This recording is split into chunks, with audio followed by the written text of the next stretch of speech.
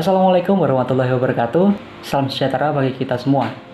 Yang terhormat kepada Ibu Dr. Selvi Budi Helpiastuti selaku dosen pengampu mata kuliah Asas-Asas Manajemen. Sebelumnya, perkenalkan kami dari kelompok 10 akan mempresentasikan materi tentang gaya kepemimpinan otokratis. Sebelum kami melanjut ke pembahasan, alangkah baiknya kami memperkenalkan diri terlebih dahulu, yaitu dengan anggota-anggota kelompok kami sebagai berikut. Perkenalkan, nama saya Latifah Putri Amalia dengan NIM 2109120101036 dari Prodi Administrasi Negara.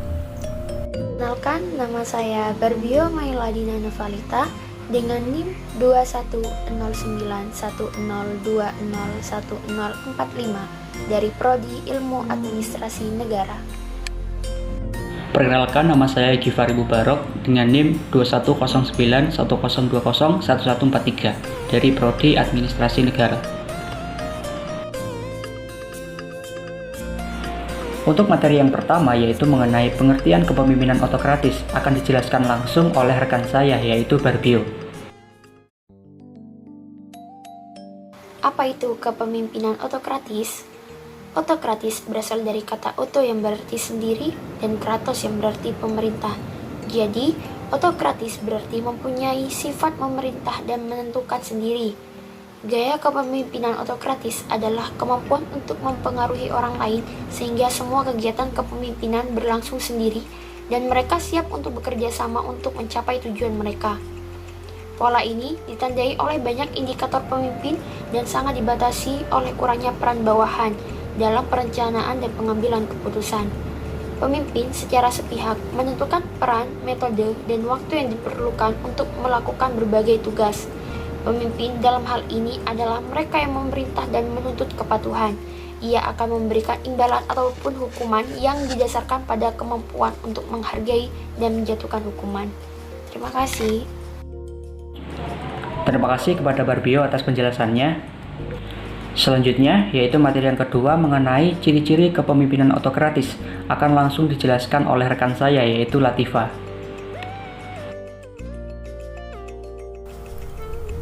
Materi selanjutnya yaitu mengenai ciri-ciri kepemimpinan otokratis. Adapun ciri-ciri kepemimpinan otokratis, yang pertama adalah wewenang mutlak terpusat pada pimpinan. Yang dimaksud terpusat pada pimpinan di sini adalah semua jalannya kegiatan organisasi akan diatur oleh pemimpin. Jadi, pemimpin di sini bersifat dominan, atau semua kekuasaan itu dipegang dengan pemimpin. Jadi, pemimpin tidak memperdulikan kebutuhan atau kepentingan pegawainya, dan pemimpin mengidentifikasi tujuan pribadinya sama dengan tujuan organisasi. Yang kedua adalah keputusan dan kebijakan dibuat oleh pimpinan. Semua keputusan, termasuk tentang tujuan, tugas, proyek, proses kerja, akan diambil oleh pimpinan. Jadi, mereka mendikte semua metode atau proses kerja ke pegawai. Nah, pegawai yang berperan sebagai pelaksana kegiatan akan menjadi pasif, dan sehingga pemimpin tidak mempercayakan keputusan penting dari pegawai. Adapun ciri-ciri yang ketiga yaitu komunikasi berlangsung satu arah.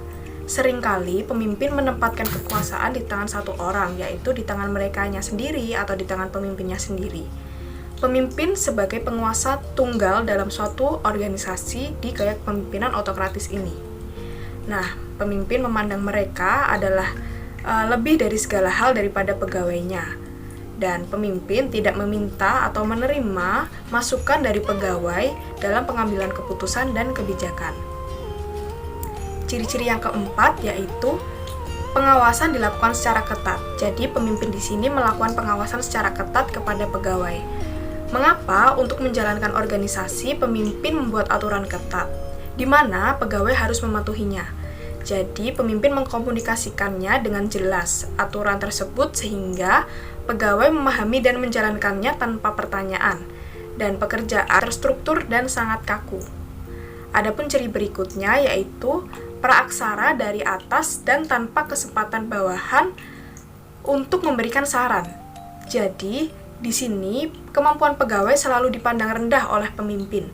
Hampir mustahil untuk memunculkan kreativitas dan pemikiran out of the box dengan penerapan pengawasan yang dilakukan secara ketat dan kaku seperti ini, akan bisa menghambat inovasi yang diberikan dari pegawai. Kontrol absolut menghalangi kemampuan pegawai untuk berkreasi juga. Adapun ciri selanjutnya yaitu lebih banyak kritik daripada pujian. Jadi, pemimpin di sini memiliki sifat tegas dan tidak segan menegur karyawannya. Jadi, mereka melakukan kesalahan yang terjadi langsung ditegur oleh pemimpin. Mereka memandang kepentingan pegawai kurang penting daripada kepentingan suatu organisasi. Adapun ciri selanjutnya yaitu pimpinan menuntut kesetiaan dan prestasi baik dari seorang pegawai. Jadi pemimpin di sini menempatkan tuntutan tinggi pada pegawai mereka untuk terus menaati perintah yang diberikan dan menuntut prestasi yang baik dari hasil kerja pegawai demi eksistensi pemimpin dalam organisasi. Adapun ciri yang terakhir yaitu tanggung jawab keberhasilan organisasi dipikul oleh seorang pemimpin. Terima kasih kepada Latifah atas penjelasannya. Dan untuk materi yang terakhir yaitu mengenai tokoh yang memiliki kepemimpinan autokratis akan langsung dijelaskan oleh saya sendiri.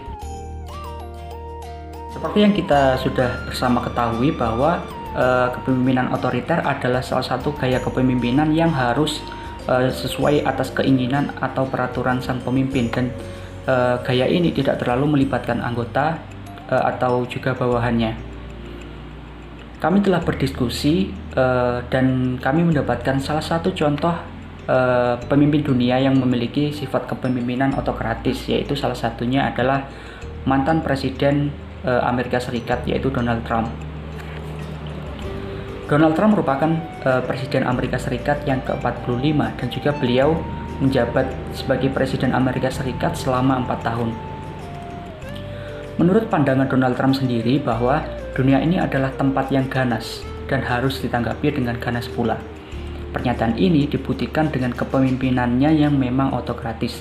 Pada awal kampanye tahun 2016, yaitu pada saat awal pemilihan presiden pada saat itu, Trump dengan tegas menggambarkan kebijakan luar negerinya yang akan lebih mengutamakan negaranya, dan hal ini menambah slogan yaitu America First. Slogan tersebut menimbulkan berbagai permasalahan pada akhirnya, mulai dari unilateralisme dan juga konfrontasi yang menandai kebijakan luar negeri Donald Trump. Selain itu, banyak juga pergantian pejabat ataupun pergantian personel dan juga berbagai kebingungan yang lainnya. Akan saya jelaskan mengenai beberapa perubahan besar akibat dari kepemimpinan Donald Trump. Yaitu yang pertama adalah menghindari kerjasama multilateral. Sejak menjabat sebagai presiden, Donald Trump telah merusak kerjasama internasional. Hanya 3 hari setelah ia menjabat sebagai presiden Amerika Serikat, Amerika Serikat sendiri menyatakan diri keluar dari Trans-Pacific Partnership, yaitu salah satu perjanjian dagang dengan negara Asia. Selain itu juga Amerika Serikat banyak menarik diri dari kesepakatan dan kerjasama internasional seperti Dewan Hak Asasi Manusia PBB dan kesepakatan iklim Paris pada tahun 2015. Perubahan yang kedua yaitu kepemimpinan Donald Trump ini banyak ditiru oleh pemimpin otoriter negara lain. Kelanjutan akibat dari 4 tahun kepemimpinan Donald Trump ini sebagai presiden adalah bahwa para penguasa otokratis lainnya semakin berani di panggung global. Salah satu contohnya adalah sikap Donald Trump terhadap Arab Saudi setelah terjadinya kasus pembunuhan jurnalis yang bernama Jamal Khashoggi. Nah, pada saat semakin banyaknya bukti bahwa anggota tertinggi keluarga kerajaan Saudi diduga juga terlibat dalam kematian jurnalis tersebut. Nah, maka dari itu, Trump menyatakan dukungannya kepada pemerintah Saudi. Selanjutnya yaitu adalah poin yang terakhir, yaitu pemerintahan dari Donald Trump ini adalah memang pemerintahan yang otoriter. Pemerintahan Donald Trump semakin mengarah ke otoritarianisme, yaitu ketika ia memerintahkan sebuah institusi seperti Lembaga Perlindungan Lingkungan atau EPA untuk menyerahkan data dan penelitian terlebih dahulu kepada staf urusan politik Trump sebelum dipublikasikan. Nah, padahal sebelum pada masa pemerintahan Donald Trump, EPA tidak pernah diperintah untuk melakukan penyetoran data seperti ini, yaitu George Gray, salah satu pejabat Badan Penelitian dan Pengembangan EPA, berkata bahwa pada masa George W. Bush, biasanya jika ada peninjauan ulang itu bukan untuk mengedit sebuah informasi, melainkan berupa sekedar pemberitahuan saja kepada presiden. Menurut pengakuannya, biasanya jika ada hal yang kontroversial akan langsung dilaporkan padanya terlebih dahulu, bukan langsung menjadi subjek peninjauan kembali secara politik seperti yang diinginkan oleh Donald Trump.